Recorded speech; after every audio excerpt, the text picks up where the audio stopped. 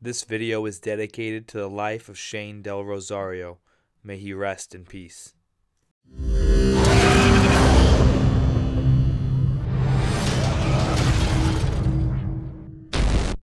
Spencer Lazara for MMA interviews here at Black House. Alongside Ed Soares, he's been nice enough to take a few minutes out of your busy schedule to talk with us. Man, the most pressing business is obviously Anderson Silva. We've heard some good reports that he's doing a lot better. He's in a boot cast. What can you tell us? Yeah, he's in a boot cast. Yesterday we went to the doctors, had another follow-up. We took all his staples and stitches out, and yeah, everything's going well. The doctors are very happy with the way he's recovering, and yeah, he's on the right track. And we heard reports that he's already been saying that he is definitely wanting to come back. Can you tell us anything along those lines? I'll be honest with you. I haven't spoken with him, but I believe he'll be 100% back, and I believe he'll fight again. Yes. As far as when, I think it's still too early to tell. But yeah, I believe we'll see him back. If we see him back, what can you speculate in terms of, would it be sort of a one-fight, two-fight type of thing maybe, or another run to get his belt back? You know what? He still has 8 fights left on his UFC contract, so I think at this point in his career, we're going to just take one fight at a time. Right now, that's the least of our worries. I think what's important right now is to see him make a full recovery and be physically and mentally back. What was going through your head when you saw, his leg shatter there in the cage? Well, it didn't shatter. Break. Yeah, it broke. It didn't shatter. I didn't realize. I didn't see it really. I actually didn't see the whole thing happen until probably a few days ago. I didn't want to watch it, so I didn't realize what happened when I was cage side, because I didn't even look up at the video. I just saw him fall. I didn't really know what was going on, and so yeah. So it was what was going through my mind was just what happened, and I hope he's okay. That was my first thing. It's brutal to watch something like that. However, an ACL injury is probably a lot more devastating and debilitating than this, don't you think? Yes, the doctor said that visually, his sort of accident, or his sort of the injury that happened, is visually very, devastating. Pain is excruciating. There's a lot of pain, but as far as the recovery, because it's a bone recovery and it doesn't have to do with anything with joints and ligaments and things like that, that it's actually a quicker recovery than an ACL or some other sort of injury.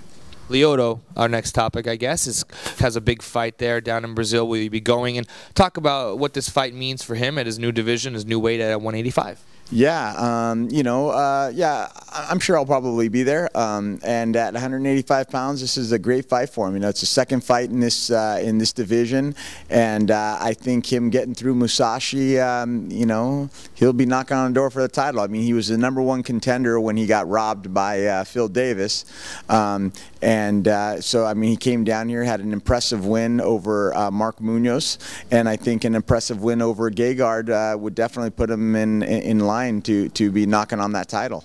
Matchup-wise, it seems like a very good one for him. Musashi doesn't utilize a whole lot of head movement. He's willing to strike. Do you see the fight the same way? Well, I think Musashi is a very complete fighter, and he's very tough. A lot of people don't realize all of his accomplishments, because a lot of his accomplishments were in Japan, and then he came over to Strikeforce. But Musashi is a very tough opponent, and I think it's going to be a great test for Lyoto. But yes, I think any fight in this division is a good fight for Lyoto. I think Lyoto is much quicker than he was at light heavyweight. He's much bigger than the light heavyweights he was fighting against, and he's much stronger. So considering all those factors, I think that every fight in the middleweight division is a good fight for Lyoto. That was my next question, actually, was how is he feeling at this weight? This is his second time now making it. Has he said anything about feeling even more comfortable, perhaps, staying down there 85, or has it always just been a cakewalk even the first time getting down there? Because I know Nate told me that he would come in at 205 and put on 10, 15 pounds of muscle before the camp doing Olympic lifts, just so he could kind of keep his weight up once camp was done. Yeah, I mean, I believe, you know, as far as if it was a cakewalk to make weight, I don't ever think making weight is a cakewalk.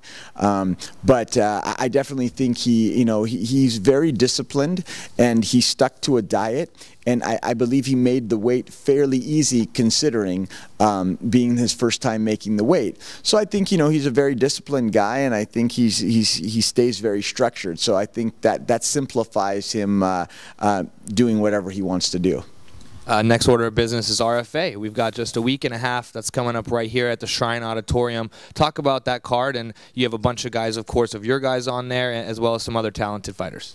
Yeah, it's going to be a great card. You know, RFA 12 is going to be at the Shrine Auditorium here in LA, and like I said, you know, I'm always very excited to be able to bring the RFA back to my hometown, Los Angeles, and I'm looking forward to it. There's 2 title fights. We've got, you know, Keone Coach versus Brian Ortega. We got Pedro Munoz versus Billy Daniels, and those are the 2 title fights. Then we have Kevin Casey fighting Eddie Mendez, which is a great fight. We've got Marcus Cowell, who's going to be fighting Zach Chavez.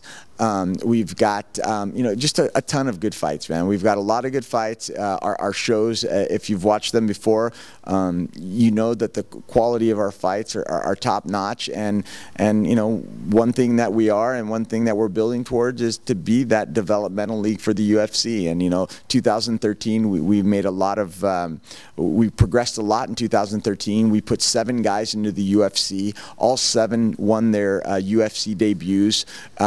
Out of those 7 fights, they won the 4 fight of the night sort of bonuses were awarded, whether it was fight of the night, knockout of the night, or submission of the night. So, you know, I believe our formula is working, and I believe we're doing what we set out to do. Lyoto's student, I'm not even going to try to pronounce his name here. He looked great right now in practice. Dropped a guy. He's fighting as well, right? Yeah, he's fighting. He had his first fight in the RFA back in the show in August, where he fought, I forgot the kid he named. God, I'm sorry. I feel horrible. I'm sorry I forgot their name. But he fought Nick Jordan. I'm sorry. Nick Jordan, he fought him, and it was a tough fight. Nick Jordan, you know, beat him up pretty bad in the first round, and Peseo came back and showed a lot of heart and ended up winning the fight, you know, unanimous decision. Yeah.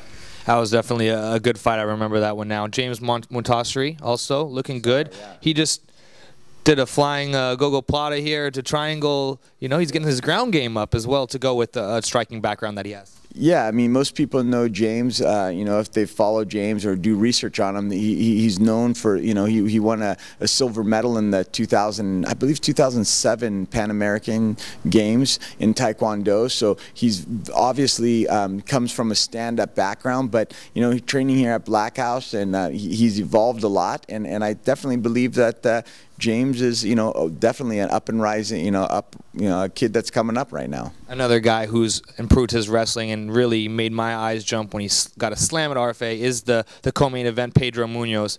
Yeah. This guy has all the skills to do some serious damage and be a contender in the UFC. I agree. He's going to come in here, and you know, I believe he's 9-0 right now. He's going to have his first title defense here in the RFA, and I believe, you know, if he gets through his next opponent, that he should be getting that call to go to the UFC, which is obviously well deserved. But, you know, he's fighting a guy who's 7-0, who's no slouch. You know, he's the Showdown Fights bantamweight champion. So, you know, he's fighting tough guys. You know, a good majority. I forgot the figures, but I read something that I think something like 12 or 14 of our fighters in the RFA for this event are undefeated. Wow, it's so hard to be undefeated as well this day and age in MMA. Yeah, so there's going to be a lot of guys. You know, like the great thing about this, the 2 title fights is, you know, 2 guys are going to walk away with the title, and 2 guys are going to walk away with their first loss. Yep. Definitely the Shrine Auditorium, January 24th. Any other nuggets that you can give us going on here in this year, 2014? You know, we are working on a lot of things, and you know, before we, you know, over the next few weeks, we're going to be releasing a bunch of different projects that we're doing that I think the MMA community is going to be very excited to see. Can we get one of them? You know what? Just stay tuned. All right, stay tuned. This man, Ed Soares, appreciate the time, sir. Spencer Lazar, thanks for watching MMAinterviews.tv. Hey, this is Ariane Celeste. This is Uriah Faber. This is Glover Teixeira. This is Dan Henderson. You're watching MMA Interviews. MMA Interviews. You're watching MMAinterviews.tv.